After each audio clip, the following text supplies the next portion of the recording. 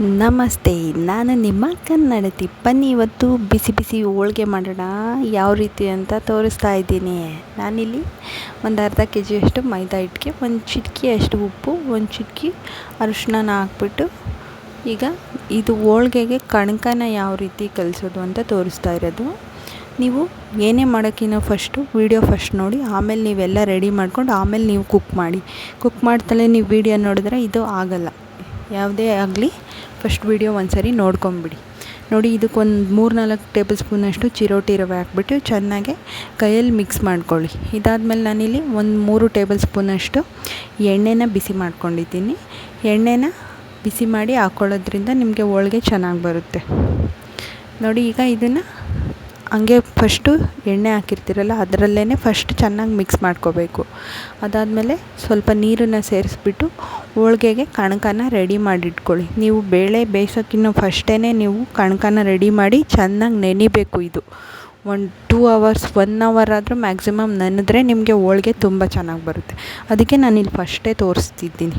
ನೀವು ಫಸ್ಟೇ ಇದನ್ನು ರೆಡಿ ಮಾಡಿಟ್ಕೊಳ್ಳಿ. ಮೈದಾ ಹಿಟ್ಟನ್ನು ಚಿರೋಟಿ ರವೆ ಹಾಕಿ ಹೋಳಿಗೆ ಮಾಡೋಕ್ಕೆ ಕಣಕನ ರೆಡಿ ಮಾಡಿ ಇಟ್ಕೊಳ್ಳಿ. ಇದಕ್ಕೊಂದು 2 ಟೇಬಲ್ ಸ್ಪೂನ್ ಅಷ್ಟು ಎಣ್ಣೆ ಹಾಕಿ ಚೆನ್ನಾಗೆ ನಾದ್ಕೋಬೇಕು. ನಾದಿ ಇದನ್ನು ಸೈಡಲ್ಲಿ ಎತ್ತಿಟ್ಕೊಂಬಿಡಿ. ನೀವು ಇದು ಮೈದಾ ಹಿಟ್ಟು ಆದಷ್ಟು ನೀವು ಹೋಳಿಗೆಗೆ ಸ್ವಲ್ಪ ತೆಳ್ಳಗೆ ಕಲಿಸ್ಕೋಬೇಕು. ನೀವು ಮೈದಾ ಹಿಟ್ಟನ್ನು ಯಾವಾಗಲೂ ನೋಡಿ.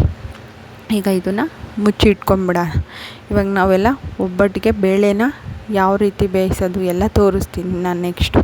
ನಾನಿಲ್ಲಿ ಆದಷ್ಟು ದೊಡ್ಡ ಪಾತ್ರೆನೇ ತೊಗೊಂಡಿದ್ದೀನಿ. ಜಾಸ್ತಿ ನೀರು ಹಾಕ್ಕೊಳ್ಳಿ. ಫಸ್ಟೇ ನೀವು ಜಾಸ್ತಿ ನೀರನ್ನು ಕುದಿಯೋಕೆ ಇಟ್ಕೊಂಬಿಡಿ. ಇದು ಪಾವು ಅಂತಾರೆ. ಇದರಲ್ಲಿ 2 ಲೋಟ, ನೀವು ಪಾವು ಇಲ್ಲಾಂದರೆ ನೀವು ಯಾವ ಲೋಟ ಬೇಕಾದರೂ ಯೂಸ್ ಮಾಡಿ. ನಿಮಗೆ ಎಷ್ಟು ಬೇಕೋ ಅಷ್ಟು ನೀವು ಮಾಡ್ಕೊಳ್ಳಿ. ನಾನಿಲ್ಲಿ 2 ಪಾವ್ನಷ್ಟು ಬೇಳೆ ತೊಗೊಂಡಿದ್ದೀನಿ. ನೋಡಿ, 2 ಪಾವ್ನಷ್ಟು ಬೇಳೆ ತೊಗೊಂಡಿದ್ದೀನಿ. ಇದನ್ನು ಈಗ ಚೆನ್ನಾಗಿ ತೊಳೆದ್ಬಿಡೋಣ. ಚೆನ್ನಾಗಿ ತೊಳೆದ್ಬಿಟ್ಟು ಆಮೇಲೆ ಬಿಸಿ ನೀರು ಕುದಿಯುತ್ತಲ್ಲ, ಆ ಬಿಸಿನೀರು ಕುದಿಯೋ ನೀರಿಗೆ ಬೇಳೆನ ಹಾಕ್ಕೋಬೇಕು. ಡೈರೆಕ್ಟ್ ಹಾಕೋಕ್ಕೆ ಹೋಗಬೇಡಿ. ಏನೇ ಆಗಲಿ ನೀವೆಲ್ಲ ತೊಳಿಬೇಕು. ಈಗಿನ ಏನೂ ಚೆನ್ನಾಗಿರಲ್ಲ. ಮಾರ್ಕೆಟಲ್ಲಿ ಎಲ್ಲ ಕೆಮಿಕಲ್. ಯಾವುದೂ ಕೆಮಿಕಲ್ ಇಲ್ಲದೆ ತಿನ್ನೋಕ್ಕೆ ಆಗ್ತಾಯಿಲ್ಲ. ಈಗಿನ ಜೀವನದಲ್ಲಿ ಎಲ್ಲ ಕೆಮಿಕಲ್ಮಯ ಅಲ್ವಾ. ನೋಡಿ, ಈಗ ನೀರಿಗೆ ಕುದೀತಾ ಇರೋ ನೀರಿಗೆ ಬೇಳೆನ ಹಾಕಿದ್ದೀನಿ. ಈಗ ನಾನು ಅದೇ ಪಾವಲ್ಲಿ 3 ಪಾವ್ನಷ್ಟು ಬೆಲ್ಲನ ಕುಟ್ಬಿಟ್ಟು ನಾನು ಪುಡಿ ಮಾಡಿ ಇಟ್ಕೊಂಡಿರ್ತೀನಿ. 3 ಪಾವ್ನಷ್ಟು ಬೆಲ್ಲನೂ ಹಾಕ್ಕೊತಾ ಇದ್ದೀನಿ. ಈಗ ಇದಕ್ಕೆ ಒಂದು 300 ml ಅಷ್ಟು, ಒಂದು ಚಿಕ್ಕ ಲೋಟ ಇದ್ದರೆ ಟೀ ಲೋಟ ಅಂತಾರಲ್ವ, ಟೀ ಲೋಟದಲ್ಲಿ ಒಂದು ಟೀ ಲೋಟ ಅಷ್ಟು ನೀರನ್ನು ಸೇರಿಸ್ಕೊಳ್ರಿ. ಜಾಸ್ತಿನೂ ಸೇರಿಸ್ಕೊಳಕ್ಕೆ ಹೋಗ್ಬಿಟ್ರೆ, ಜಾಸ್ತಿ ಸೇರಿಸಿದ್ರೆ ನಿಮಗೆ ಜಾಸ್ತಿ ಟೈಮ್ ಆಗೋದು ಎಲ್ಲಿ ಅಂತ ನಾನು ಮುಂದೆ ಹೇಳ್ತಾ ಹೋಗ್ತೀನಿ. ನೋಡಿ, ಈಗ ಬೇಳೆ ಬೇಯಿಸ್ಬೇಕಾದ್ರೆ ಈ ಥರ ಮೇಲ್ಗಡೆ ಎಲ್ಲ ಬಿಳಿ ನೊರೆ ಬರುತ್ತೆ, ಅದು ಬೇಳೆದೆಲ್ಲ. ಅದನ್ನು ಆದಷ್ಟು ನೀವು ತೆಗ್ದಾಕ್ಕೊತಾ ಇರಿ ಆವಾಗವಾಗ. ಬೇಳೆ ಆದಷ್ಟು ಅರ್ಧ ಮುಕ್ಕಾಲು ಗಂಟೆ ಆಗುತ್ತೆ ಬೇಳೆ ಬೇಯೋಕ್ಕೆ. ಓಪನ್ನಲ್ಲೇ ಬೇಯಿಸ್ಕೋಬೇಕು. ನೀವು ಯಾವುದೇ ಥರ ಕುಕ್ಕರ್ಗೆಲ್ಲ ಹಾಕ್ಕೊಳ್ಳೋಕೆ ಹೋಗಬೇಡಿ. ಹೋಳಿಗೆಗೆ ಓಪನ್ನಲ್ಲೇ ಬೇಯಿಸ್ಬೇಕು ನೀವು ಬೇಳೆನ. ಕುಕ್ಕರ್ಗೆ ಹಾಕ್ತೀನಿ ನಾನು ಬೇಗ ಆಗುತ್ತೆ ಅಂದರೆ ನಿಮ್ಮ ಒಬ್ಬಟ್ಟೆಲ್ಲ ಕೆಟ್ಟೋಗುತ್ತೆ. ಹೇಳ್ತಾಯಿದ್ದೀನಿ ಫಸ್ಟೇ ನಾನಿಲ್ಲಿ ಈಗ ಹೂರಣನ ಯಾವ ರೀತಿ ಮಾಡೋದು ಅಂತ ಹೇಳ್ತಾಯಿದ್ದೀನಿ. ನಾನಿಲ್ಲಿ ಈಗ ಬೆಲ್ಲ ನಮ್ಮದು ಬಿಸಿಯಾಗಿ ಪಾಕ ಆಗಿದೆ.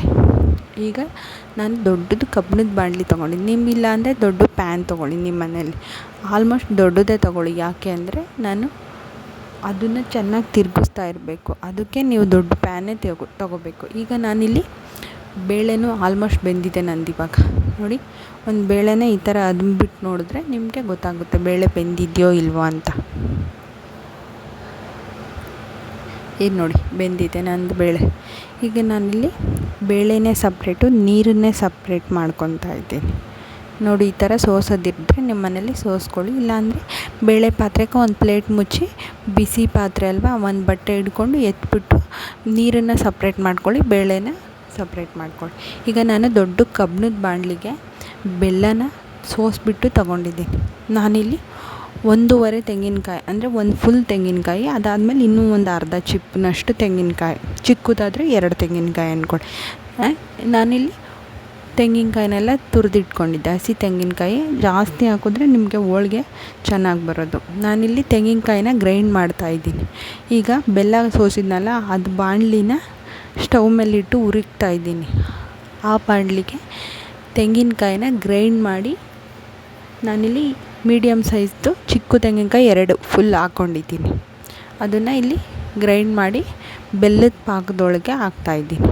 ಅದಾದಮೇಲೆ 1 ಟೇಬಲ್ ಸ್ಪೂನಷ್ಟು ಏಲಕ್ಕಿ ಪೌಡರ್ ಮಾಡಿಟ್ಕೊಂಡಿರ್ತೀನಿ. ಅದನ್ನು ಇಲ್ಲಿ ನಾನು ಸೇರಿಸ್ಕೊತೆ. ಇಲ್ಲ ಅಂದರೆ ನೀವು ಹಂಗೇನಾದರೂ ಹಾಕ್ಕೊಳ್ಳಿ, ಗ್ರೈಂಡ್ ಮಾಡಬೇಕಾದ್ರೆ ಪೇಸ್ಟ್ ಆಗುತ್ತೆ.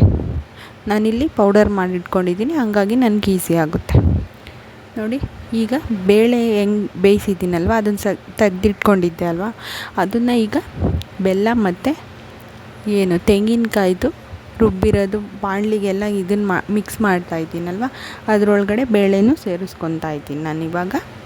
ಇದನ್ನು ಏನಿಲ್ಲ ಅಂದರೂ ಒಂದು 20 ನಿಮಿಷ ಹೈ ಫ್ಲೇಮಲ್ಲಿ ಚೆನ್ನಾಗಿ ಇದನ್ನು ಗಟ್ಟಿ ಆಗೋವರೆಗೂ ನೀವು ಕೈ ಆಡಿಸ್ತಾನೇ ಇರಬೇಕು. ಹೈ ಫ್ಲೇಮಲ್ಲಿ ನೀವು ಕುದಿಸ್ಕೋಬೇಕು ಇದನ್ನು. ಇದು ಆಲ್ಮೋಸ್ಟ್ ಇದರಲ್ಲೇ ನಿಮಗೆ ಹೂರಣ ರೆಡಿ ಆಗೋಗುತ್ತೆ ನೋಡಿ. ಈ ಥರ ಒಂದು ಸ್ವಲ್ಪನೂ ನೀರು ಇರಲೇಬಾರ್ದು. ಅಲ್ಲಿವರೆಗೂ ನೀವು ಒಂದು 20 ಮಿನಿಟ್ಸ್ ಹೈ ಫ್ಲೇಮಲ್ಲಿ ಕುದಿಸ್ತಾ ಇರಬೇಕು ಮತ್ತು ಕೈ ಆಡಿಸ್ತಾನೇ ಇರಬೇಕು ನೀವು. ಯಾಕೆಂದರೆ ಇದು ಬೇಳೆ ಆಗಿರೋದ್ರಿಂದ ತಳ ಸೀದೋಗುತ್ತೆ ಬೇಗ, ಹಾಗಾಗಿ ನೀವು ತಿರ್ಗಿಸ್ಕೊತಾನೇ ಇರಬೇಕು. ನೀವು ಹೋಳ್ಗೆ ಮಾಡೋ ಜಾಗದಲ್ಲಿ ಈ ಕರ್ಜಿಕಾಯಿ ಅಂತಾರಲ್ಲ, ಕರ್ಜಿಕಾಯಿ ಯಾವ ಥರ ಮಾಡ್ತಾರಲ್ವ ಅದೇ ಜಾಗದಲ್ಲಿ ನೀವು ಒಳಗಡೆ ಸ್ಟಫಿಂಗ್ ತೆಂಗಿನಕಾಯಿ ತುರಿ ಬೆಲ್ಲ ಅದೆಲ್ಲ ಹಾಕ್ತಾರಲ್ವ ಕರ್ಜಿಕಾಯಿಗೆ, ಅದೇ ಜಾಗದಲ್ಲಿ ಈ ಹೂರಣನ ಇಟ್ಬಿಟ್ಟು ನೀವು ಮಾಡ್ಕೊಂಡ್ರೆ ಅದು ಕಡುಬಾಗುತ್ತೆ. ಕರ್ಗಡುಬು ಅಂತಾರೆ ಒಂದು ಕಡೆ, ಒಂದೊಂದು ಸೈಡ್ ಕಡುಬು ಅಂತಾರೆ. ಆ ಥರ ಮಾಡ್ಕೊಂಡ್ರೆ ಮಕ್ಕಳು ಮನೆಯಲ್ಲಿ ಕೈಯಲ್ಲಿ ಹಿಡ್ಕೊಂಡು ತಿನ್ಬೋದು. ಈ ಹೋಳ್ಗೆ ಆದರೆ ತಿನ್ನೋಕ್ಕಾಗಲ್ಲ, ಒಂದು ತಟ್ಟೆಯಲ್ಲಿ ಹಾಕ್ಕೊಂಡು ತಿನ್ಬೋದು. ಈ ಕರ್ಜಿಕಾಯಿ ಯಾವ ಪ್ರೊಸೀಜರಲ್ಲಿ ಮಾಡ್ತಾರೋ ಅದೇ ಥರ ನೀವು ಇದನ್ನು ಮಾಡ್ಕೊಬೋದು. ಈಗ ಇದು ಆಲ್ಮೋಸ್ಟ್ ನಂದು ರೆಡಿ ಆಗಿದೆ ನೋಡಿ. ಇಲ್ಲಿ ನಾನು ತಣ್ಣಗೆ ಹಾಕಬೇಕು, 20 ನಿಮಿಷ ತಣ್ಣಗೆ ಆಗೋಕ್ಕೂ ಇಟ್ಟಿದ್ದೀನಿ. ಈಗ ನಾನು ಇದನ್ನು ಗ್ರೈಂಡ್ ಮಾಡೋದು ಯಾವ ರೀತಿ ತೋರಿಸ್ತಾ ಇದ್ದೀನಿ. ಸ್ವಲ್ಪನೇ ಹಾಕ್ಕೋಬೇಕು ನೀವು ಗ್ರೈಂಡರ್ಗೆ. ಆದಷ್ಟು ಚೆನ್ನಾಗಿ ಪೇಸ್ಟ್ ಆಗೋಂಥ ಮಿಕ್ಸಿ ಜಾಡಿನ ಯೂಸ್ ಮಾಡಿ. ಇದರಲ್ಲಿ ಸ್ವಲ್ಪನೇ ಹಾಕಿ 1-2 ಸುತ್ತಿದ್ಮೇಲೆ ಅದು ತಿರುಗಲ್ಲ. ನೀವು ಮತ್ತೆ ಕೆಳಗಿಡದ ಮೇಲೆ ಮೇಲ್ಗಡೆದು ಕೆಳಗಡೆ ಚೆನ್ನಾಗಿ ಸ್ಪೂನಲ್ಲಾದರೂ ತಿರುಗಿಸ್ಕೊಳ್ಳಿ, ಕೈಯಲ್ಲಾದರೂ ತಿರುಗಿಸ್ಕೊಳ್ಳಿ ನೋಡಿ. ಈ ಥರ 1-2-3 ಸರಿ ಹಾಕ್ಬೇಕು ನೀವು. ಆನು ಮಾಡಿ ಕೆಳಗಡೆದ ಮೇಲೆ ಮೇಲ್ಗಡೆದ ಕೆಳಗೆ ನೀಟಾಗಿ ಗ್ರೈಂಡ್ ಆಗೋವರೆಗೂ ಮಾಡಬೇಕು. ಯಾಕೆಂದರೆ ಇದಕ್ಕೆ ಯಾವುದೇ ಥರ ನೀರು ಹಾಕೋಂಗಿಲ್ಲ ಅಲ್ಲ, ಹಾಗಾಗಿ ನೀವೇನು ಮಾಡಬೇಕು ಹಂಗೇ ತುಂಬ ಪೇಷನ್ಸಿಂದ ಮಾಡಬೇಕು ನೋಡಿ. ಎಷ್ಟು ನೀಟಾಗಿ ಗಟ್ಟಿಗೆ ಬಂದಿದೆ ನೋಡಿ. ಇದೇ ಪ್ರೊಸೀಜರಲ್ಲಿ ನಾನೀಗ ಎಲ್ಲ ಹೂರಣನೂ ರೆಡಿ ಮಾಡ್ಕೊಂಡಿದ್ದೀನಿ ನೋಡಿ. ನಂದು ಎಲ್ಲ ಹೂರಣ ರೆಡಿ ಆಯಿತು ನೋಡಿ, ಎಷ್ಟು ಗಟ್ಟಿಗೆ ಬಂದಿದೆ. ಈ ಪ್ರೊಸೀಜರಲ್ಲಿ ಮಾಡ್ಕೊಳ್ಳಿ, ನಿಮಗೂ ಇದೇ ಥರ ಬರುತ್ತೆ. ನಾನು ನಿಮ್ಗೆ ಇದ್ರ ಬಗ್ಗೆ ಒಂದು ಟಿಪ್ ಹೇಳ್ತೀನಿ ನೋಡಿ. ನಿಮಗೆ ಈ ಥರ ಹೂರಣ ಏನಾದರೂ ತೆಳ್ಳಗೆ ಬಂದರೆ ಈ ಹೂರಣನ ಮಾಡಿದ್ದಾದಮೇಲೆ ನೀವು ಒಂದು ಅರ್ಧ ಗಂಟೆ ಫ್ರಿಜ್ಜಲ್ಲಿಡಿ, ಆವಾಗ ನಿಮಗೆ ಹೂರಣ ಗಟ್ಟಿಗಾಗುತ್ತೆ. ಈಗ ನಾನು ಕಣಕ ಮಾಡಿರೋದು ತೋರಿಸಿದ್ದೀನಿ ಫಸ್ಟೇ ಯಾವ ರೀತಿ ಅಂತ. ಈಗ ಕೈಗೆಲ್ಲ ಎಣ್ಣೆ ಹಚ್ಕೊಂಡ್ಬಿಟ್ಟು ಚೆನ್ನಾಗಿ ನಾದ್ಕೋಬೇಕು ನೀವು ಮೈದಾ ಹಿಟ್ಟನ್ನು ಈ ಟೈಮಲ್ಲಿ. ಅದಾದಮೇಲೆ ಹೋಳ್ಗೆನ ಮಾಡ್ಕೊಬೇಕು. ಸ್ವಲ್ಪ ಕಣಕನ ತಗೊಂಡು ಅದರೊಳಗಡೆ ಈ ಥರ ಹೂರಣನ ಇಟ್ಕೊಂಡು ಕೈಗೆಲ್ಲ ಎಣ್ಣೆ ಹಚ್ಕೊಳ್ಳಿ. ಈಗ ಇದನ್ನು ಮುಚ್ಕೋಬೇಕು, ನಿಧಾನವಾಗಿ ಮುಚ್ಚಿ ಈಗ ಹೋಳ್ಗೆನ ತಟ್ಕೊಂಡ್ರೆ ನಿಮಗೆ ಹೋಳ್ಗೆ ರೆಡಿ ಆಗೋಗುತ್ತೆ. ಆದಷ್ಟು ಮೈದಾ ಹಿಟ್ಟನ್ನು ಮೇಲೆ ಬಂದರೆ ಎಕ್ಸ್ಟ್ರಾ ಅದನ್ನು ತೆಗೆದುಬಿಡಿ, ಇಲ್ಲ ಬರೀ ಮೈದಾ ಹಿಟ್ಟು ಆಗುತ್ತೆ ತಿನ್ನೋಕ್ಕೆ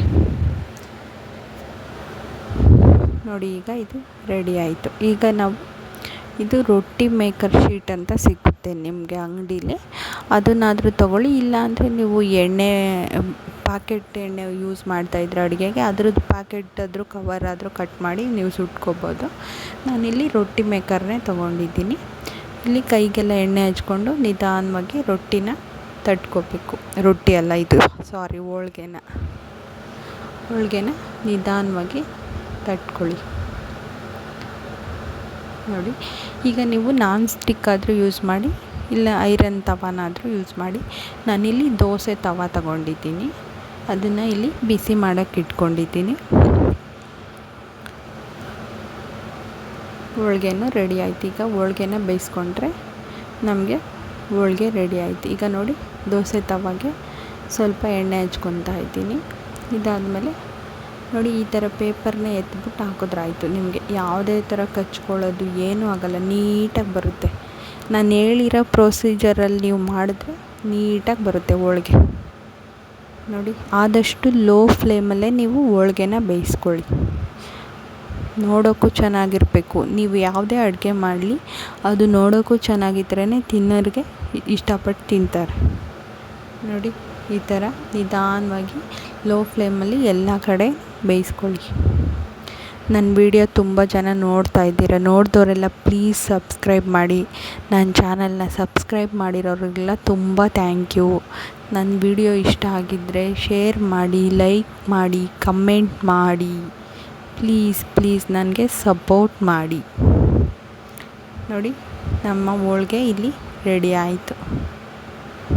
ಬಿಸಿ ಬಿಸಿ ಹೋಳ್ಗೆಗೆ ತುಪ್ಪ ಹಾಕೊಂಡು ತಿಂತಾಯಿದ್ರೆ ಕಳೆದೋಗ್ಬಿಡ್ತೀರ. ನೀವು ಮನೆಯಲ್ಲಿ ಮಾಡ್ಕೊಳ್ಳಿ, ತಿನ್ಕೊಳ್ಳಿ.